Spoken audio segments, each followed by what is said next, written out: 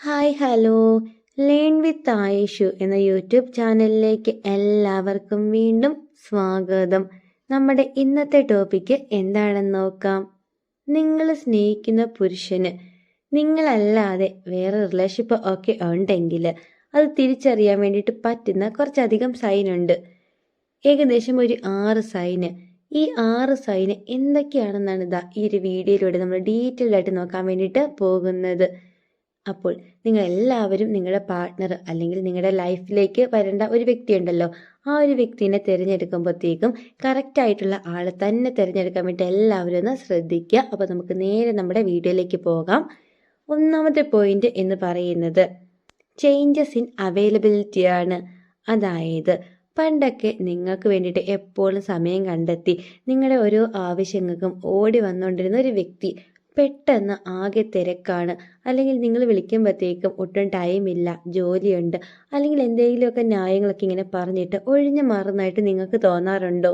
ഇങ്ങനെ നിങ്ങൾ എപ്പോൾ വിളിച്ചാലും തിരക്കാണ് എന്നും പറഞ്ഞിട്ട് നിങ്ങളുടെ അടുത്തേക്ക് വരാതെയും മാക്സിമം നിങ്ങളുമായിട്ട് ഒഴിഞ്ഞു മാറി നടക്കുകയൊക്കെ ആ ഒരു വ്യക്തി ചെയ്യുന്നുണ്ടെങ്കിൽ അതിനർത്ഥം ആ ഒരു വ്യക്തിക്ക് നിങ്ങളല്ലാതെ വേറൊരു റിലേഷൻഷിപ്പ് ഉണ്ടാവാൻ ഉള്ള ചാൻസ് വളരെ കൂടുതലാണ്.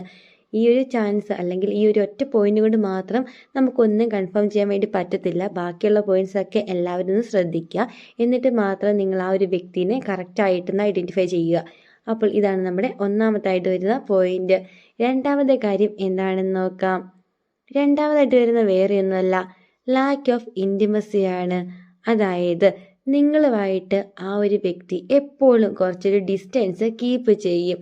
അതായത് നിങ്ങളുടെ ഫീലിങ്സ് അല്ലെങ്കിൽ നിങ്ങളുടെ വിഷമം ഇതിനൊന്നിനും ആ ഒരു വ്യക്തിക്ക് ഒരു കുലുക്കവും ഇല്ല. അതായത് നിങ്ങളുടെ വിഷമങ്ങൾ കേട്ടാലും കേട്ടില്ലെങ്കിലും ആ ഒരു വ്യക്തിക്ക് പ്രത്യേകിച്ച് ഒരു മാറ്റവുമില്ല. അദ്ദേഹത്തിന് അതറിയേണ്ട ആവശ്യവുമില്ല. നിങ്ങളുടെ ഒരു കാര്യത്തിന് അല്ലെങ്കിൽ നിങ്ങളുടെ ഇമോഷൻസ് ഇതിനൊന്നും ആ ഒരു വ്യക്തി വാല്യൂ തരുന്നില്ല, അല്ലെങ്കിൽ സപ്പോർട്ട് ചെയ്ത് നിങ്ങളുടെ ഒപ്പം നിൽക്കുന്നില്ല. ഇങ്ങനെയൊക്കെ ആ ഒരു വ്യക്തി തുടർച്ചയായിട്ട് ചെയ്യുന്നുണ്ടെങ്കിൽ അതിനർത്ഥം ആ ഒരു വ്യക്തിക്ക് വേറെ ഒരു റിലേഷൻഷിപ്പ് ഉണ്ടാവാൻ ഉള്ള ചാൻസ് വളരെ കൂടുതലാണ്. ഇതാണ് നമ്മുടെ സെക്കൻഡ് പോയിന്റ്. ഇനി തേർഡ് പോയിന്റ് എന്താണെന്ന് നോക്കാം. മൂന്നാമതായിട്ട് വരുന്നത് വേറെ ഒന്നുമല്ല, ഫ്രണ്ട് സർക്കിളാണ്. അതായത് ആ ഒരു വ്യക്തിയുടെ ഫ്രണ്ട്സ് നിങ്ങളോട് എന്തോ മറിക്കാൻ ശ്രമിക്കുന്നതായിട്ട് നിങ്ങൾക്ക് ഫീൽ ചെയ്യും.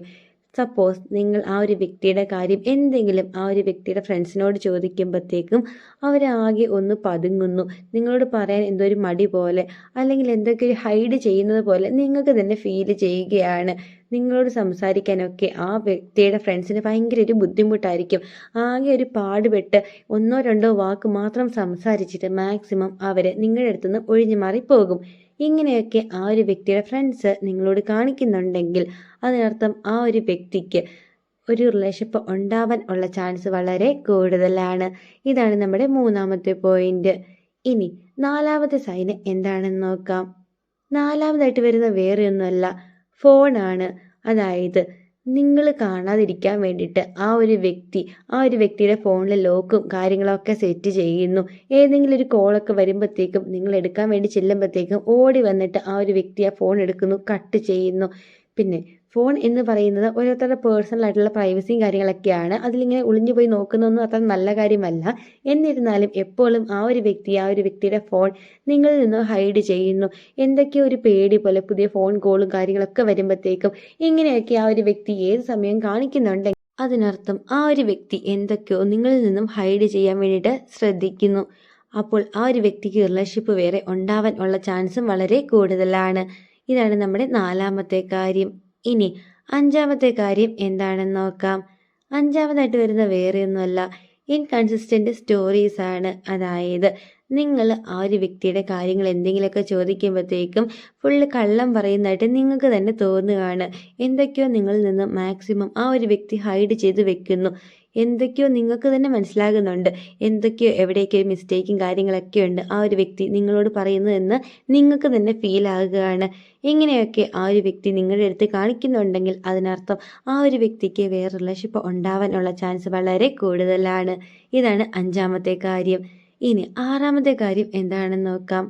ആറാമതായിട്ട് വരുന്ന വേറെ ഒന്നുമല്ല, അൺഎക്സ്പ്ലെയിൻഡ് ആബ്സെൻസ് ആണ്. അതായത് നിങ്ങളുമായിട്ട് എവിടെയെങ്കിലുമൊക്കെ പോകാൻ നിൽക്കുകയോ അല്ലെങ്കിൽ നിങ്ങളുമായിട്ട് എന്തെങ്കിലും പാർട്ടീസ് കാര്യങ്ങളൊക്കെ ആ ഒരു വ്യക്തി പ്ലാൻ ചെയ്തിട്ട് ആ ഒരു സമയമാകുമ്പോഴത്തേക്ക് മാക്സിമം നിങ്ങളിൽ നിന്നും ഒഴിഞ്ഞു മാറി പോവുകയാണ്.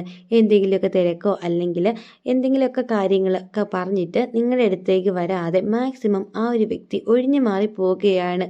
എന്തിനും അതായത് ഇപ്പം എവിടെയാണ് എന്താണ് ഇങ്ങനത്തെ ഒരു കാര്യങ്ങളൊന്നും പറയുന്നു ഒന്നുമില്ല. ഇങ്ങനെയൊക്കെ ആ ഒരു വ്യക്തി അതായത് നിങ്ങളുടെ അടുത്ത് വരാതെയും മാക്സിമം എല്ലാ കാര്യങ്ങളൊക്കെ ഹൈഡ് ചെയ്യുകയാണ് എങ്കിൽ ആ ഒരു വ്യക്തിക്ക് വേറൊരു റിലേഷൻഷിപ്പ് ഉണ്ടാകാൻ ഉള്ള ചാൻസ് വളരെ കൂടുതലാണ്. ഇതാണ് നമ്മുടെ 6ാമത്തെ പോയിന്റ്. പിന്നെ 1, 2 പോയിൻ്റൊക്കെ ശരിയായി എന്ന് പറഞ്ഞിട്ട് എല്ലാം ഓക്കെ ആകണം എന്നില്ല. അതായത് ഇപ്പോൾ ഇത് ഈ പറഞ്ഞിരിക്കുന്ന 6 പോയിന്റിൽ ഒരു 5ഓ 4ഓ ഒക്കെ ഓക്കെ ആണെങ്കിൽ മാത്രമാണ് ഇത് കൺഫേം ചെയ്യാൻ വേണ്ടിയിട്ട് പാടുള്ളൂ. അല്ലാതെ 1, 2 സൈനൊക്കെ ഓക്കെ ആയി എന്നും പറഞ്ഞിട്ട് ആർക്കും വേറെ ആരോടും റിലേഷൻഷിപ്പ് ഉണ്ടാവണം എന്ന് ഇല്ല.